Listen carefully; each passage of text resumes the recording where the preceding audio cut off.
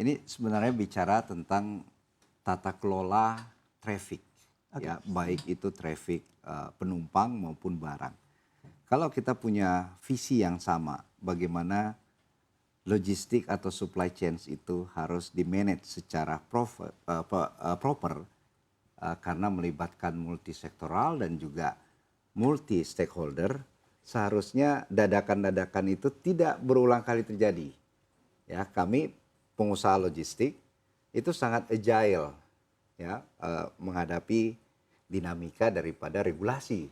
Nah, seharusnya kalau planningnya ini yang kita percaya bahwa sebagian daripada suksesnya suatu program, kita diajak bicara, ya, kita diajak duduk, bagaimana tata kelola yang semestinya.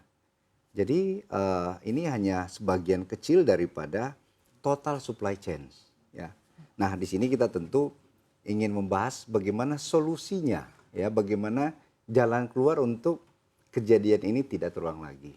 Memang kita sadari bahwa dengan libur dadakan ada beberapa sektor yang mendapatkan berkahnya, ya, tetapi jangan lupa ada sektor lain yang peranannya juga tidak kalah penting, yaitu melakukan supply chain dan distribusi kebutuhan hotel, kebutuhan kuliner, dan lain sebagainya.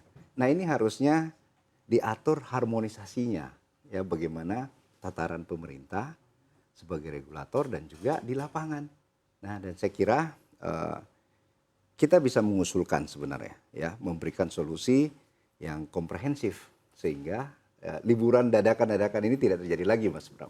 Begitu. Oke, baik. Dan tentunya usulan agar tidak terlalu terdampak juga untuk sektor industri yang lain, walaupun memang ada sektor dan industri yang juga terdampak cukup positif, begitu ya Pak Akbar. Ya. Saya akan tanyakan juga ke Pak Kiat. Pak Kiat, menakar dari segi urgensinya dari para pelaku usaha melihat libur dadakan dan juga tentunya ada pembatasan terkait lalu lintas dari kendaraan berat yang mana juga nanti akan diterapkan di libur Idul Adha. Silakan. Ya, jadi kalau terkait dengan pembatasan truk ya selama liburan ini kayaknya intensitasnya semakin meningkat.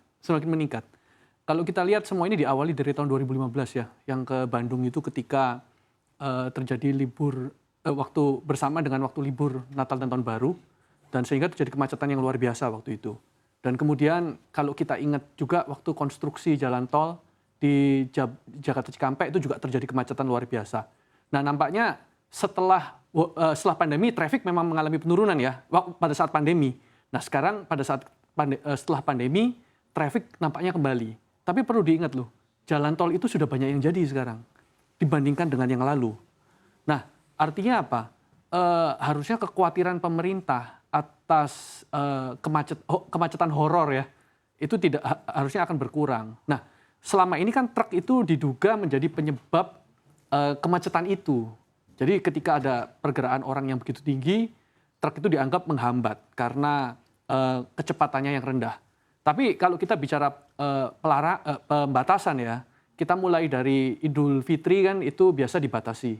Nah, sekarang tiap hari kecepit nasional juga itu terjadi gitu ya. Kalau kita bicara masalah pembatasan, Waisak kemarin juga iya. Itu Waisak itu libur Waisak kemarin yang bulan Mei ya, bulan Mei itu terjadi hari terjepit, liburnya di hari Kamis, kemudian dicuti bersamakan. Sekarang liburan Idul Adha juga terjadi di hari Kamis, tanggal 28 ya, kalau itu dicuti bersamakan juga. Nah, kalau hal ini terjadi secara terus-menerus, supply chain itu, kalau saya minjem istilahnya Bang Akbar ya, itu kan nggak boleh ada hambatan ya. Jadi begitu terjadi hambatan, maka yang terjadi adalah, kalau istilahnya itu bullwhip effect gitu ya. Bullwhip effect itu terjadi terjadi peningkatan permintaan yang sangat tinggi, tapi demand itu di stop, tidak ada pergerakan. Nah, apa yang terjadi? Akhirnya teman-teman itu perlu menyiapkan gudang, perlu menyiapkan, jadi ada tambahan-tambahan cost yang harus dikeluarkan sama pengusaha yang akan membebani ekonomi itu sendiri. Nah, ini pemerintah perlu pikirkan, karena kalau terkait dengan mudah memang melarang, mudah membatasi itu mudah. Tapi yang kami harapkan sebenarnya ada terobosan-terobosan kreatif yang harus dilakukan pemerintah supaya solusinya tidak hanya pembatasan. Itu yang penting. Karena ini akan menyebabkan tingginya jadi ekonomi biaya tinggi. Ekonomi biaya tinggi khususnya di sektor logistik. Oke, terobosan inovatif begitu ya Pak Terobosan Kiat, ya. inovatif. Karena memang kalau dilihat dari 2015 ya memang banyak pembatasan terkait kendaraan berat. Nah ini bagaimana kalau dari Kadin? Apakah memang ada usulan-usulan ke pemerintah juga terkait terobosan inovasi seperti apa yang harusnya dilakukan agar tidak mengganggu kegiatan logistik? Iya, tentu konektivitas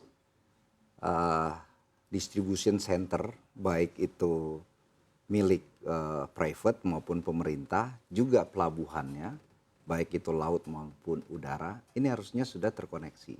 Ya. Kalau dibilang tadi terobosan, seharusnya kita sudah bisa melakukan shifting jalan darat ke kereta api. Itu infrastrukturnya sudah ada. Namun rupanya komitmen ini yang belum terlalu dirasakan oleh pemerintah, bahwa betapa pentingnya supporting railway infrastruktur ini. Ada anggaran perbaikan jalan, baik itu tol maupun provinsi, sekitar 47 triliun per tahun. Karena kerusakan jalan dan lain sebagainya.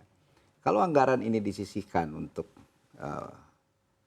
memodifikasi ataupun memberikan supporting kepada KAI, tentunya kekhawatiran macet di setiap hari raya keagamaan ini sudah bisa terbantukan dengan shifting ke kereta api.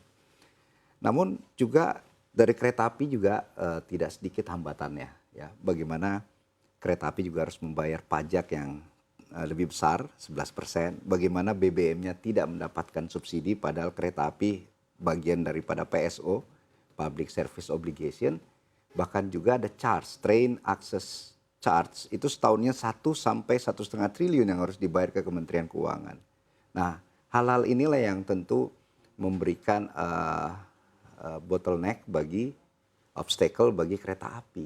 Karena di negara-negara berkembang pun, jangan negara maju, salah satu transport logistik yang paling efektif, efisien adalah kereta api.